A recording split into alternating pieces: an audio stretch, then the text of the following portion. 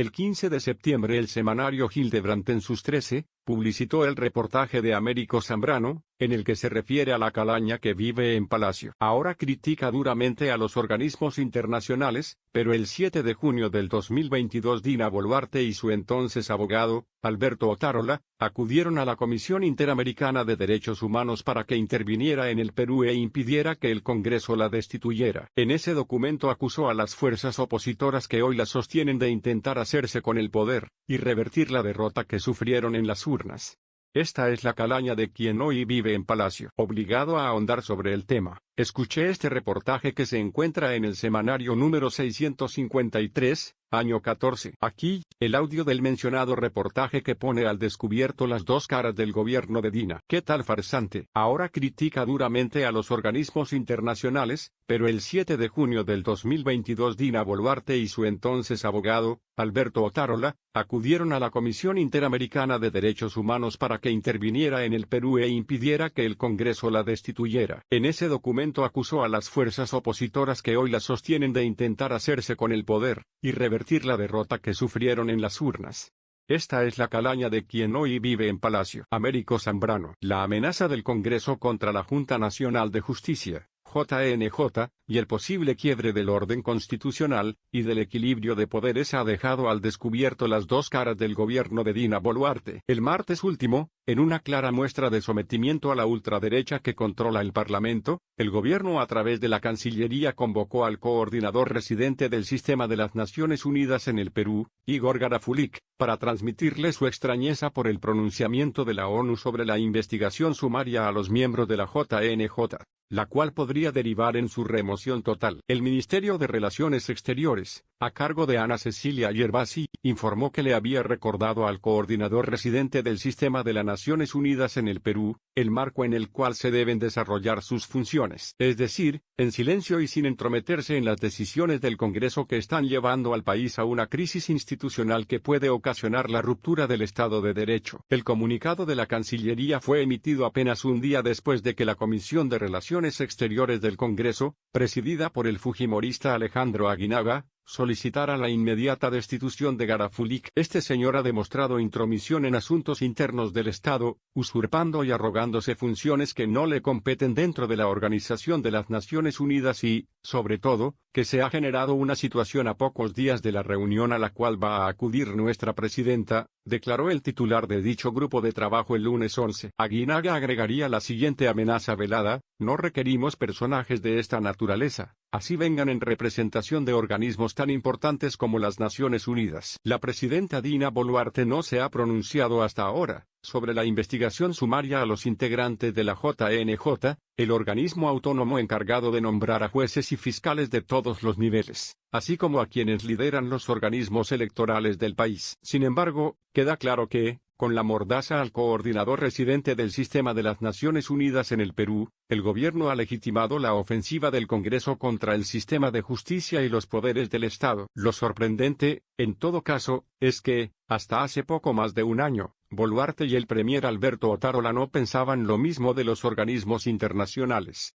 Y, mucho menos, de este Congreso. El 7 de junio del 2022, cuando todavía era la vicepresidenta del gobierno de Pedro Castillo, Boluarte acudió a la Comisión Interamericana de Derechos Humanos, CIDH, para rogarle que intervenga y solicite al Estado peruano anular un proceso de acusación constitucional en su contra que le había abierto el mismo Congreso, al que hoy avala. En el documento de 144 páginas, la presidenta y su entonces abogado, el hoy premier Alberto Otárola, acusaron a las fuerzas opositoras, las mismas que hoy manejan las riendas del legislativo, de intentar hacerse con el poder, y revertir la derrota que sufrieron en las urnas, cuando el entonces candidato presidencial, el profesor de escuela rural Pedro Castillo Terrones, fue elegido por el pueblo, en lugar de su contrincante en segunda vuelta, la señora Keiko Fujimori. Los partidos políticos que fueron derrotados en segunda vuelta, principalmente el partido de la señora Fujimori, Fuerza Popular, desconocieron el resultado de las elecciones democráticas, se lee en el informe que Boluarte y Otárola enviaron a la CIDH el año pasado. Boluarte y Otárola señalaron al organismo internacional que, Una vez instalados en el Congreso, los partidos políticos que izaron la bandera del supuesto fraude no cesaron en sus intentos de vacar a Pedro Castillo. Ahora van por la vicepresidencia de la República, alertaron. Boluarte buscó el amparo de la CIDH porque creía que la Subcomisión de Acusaciones Constitucionales del Congreso, entonces presidida por Lady Camones de Alianza para el Progreso, APP, aprobaría una denuncia constitucional en su contra por vulnerar los artículos 38 y 126 de la Constitución, y por los presuntos delitos de aprovechamiento indebido del cargo,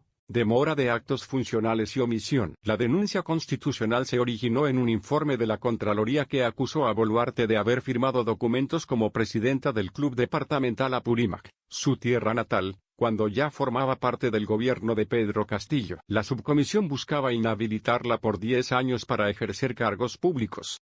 Esta sanción hubiese impedido que Boluarte asuma la presidencia, cuando su ex aliado Pedro Castillo fue destituido del cargo por intentar un golpe de Estado el 7 de diciembre del 2022. En ese entonces, sin embargo, Boluarte se consideraba víctima de una persecución política del Congreso. Boluarte, entonces, ministra de Desarrollo e Inclusión Social, le hizo saber a la CIDH que, luego que la Contraloría la denunciara ante el Parlamento, diversos congresistas y políticos de oposición salieron a declarar a la prensa y anunciaron que votarán por la suspensión, destitución e inhabilitación de la función pública hasta por 10 años de la vicepresidenta de la República. Sin mayores argumentos de orden jurídico o constitucional adelantan opinión.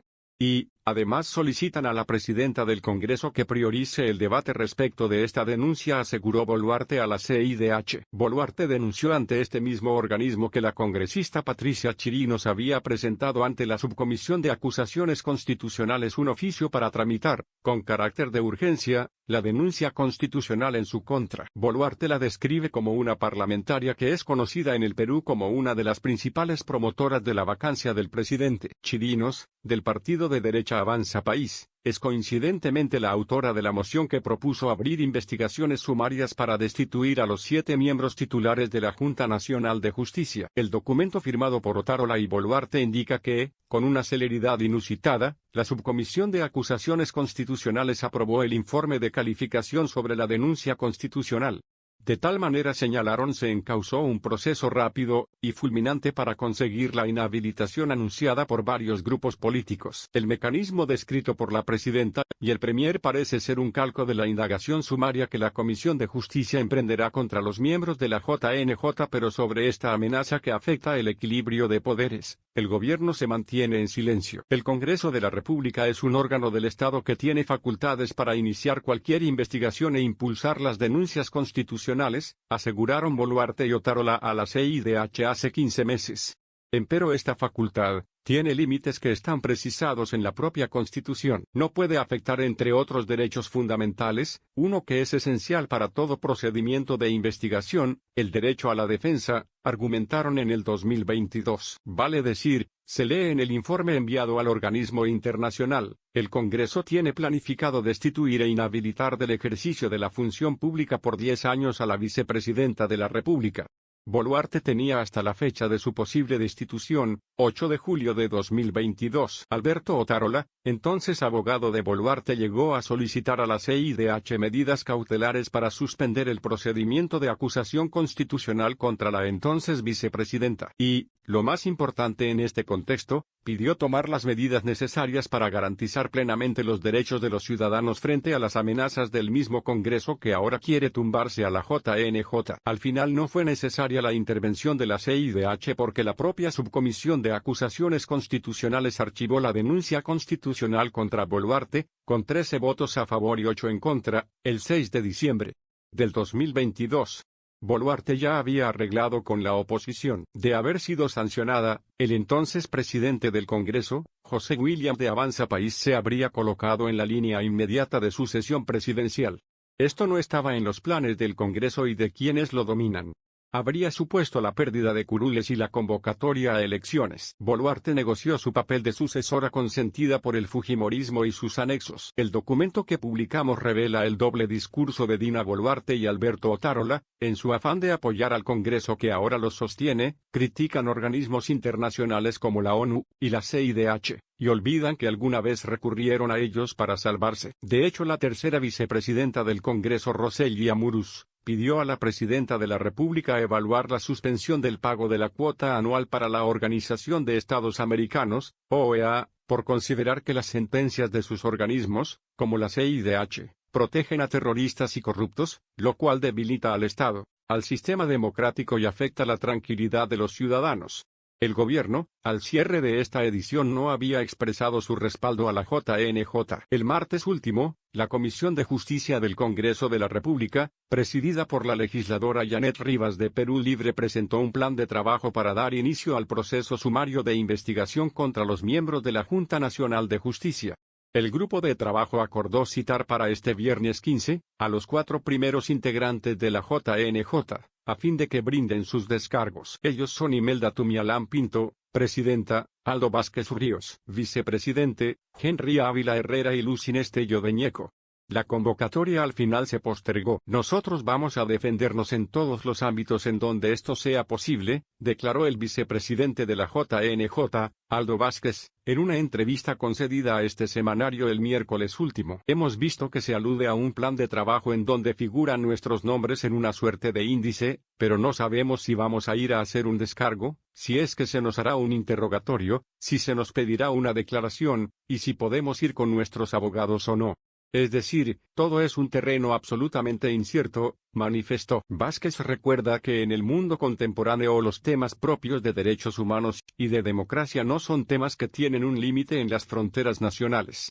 El argumento soberanista, sostiene el magistrado, ha servido históricamente para apañar regímenes dictatoriales. Ese es el argumento al que han echado mano dictadores históricos de América Latina. El vicepresidente de la JNJ asegura que el hecho de que el Alto Comisionado de Naciones Unidas haya realizado un pedido expreso al Congreso para que respete la independencia de poderes en el Perú tiene un significado enorme y manifiesta una inquietud que va cobrando una mayor dimensión. Para nuestro país es muy importante actuar en el marco de los estándares propios de la democracia a nivel internacional, advierte Vázquez. No hacerlo es un riesgo para nuestra patria. Es una afectación muy grave, finaliza.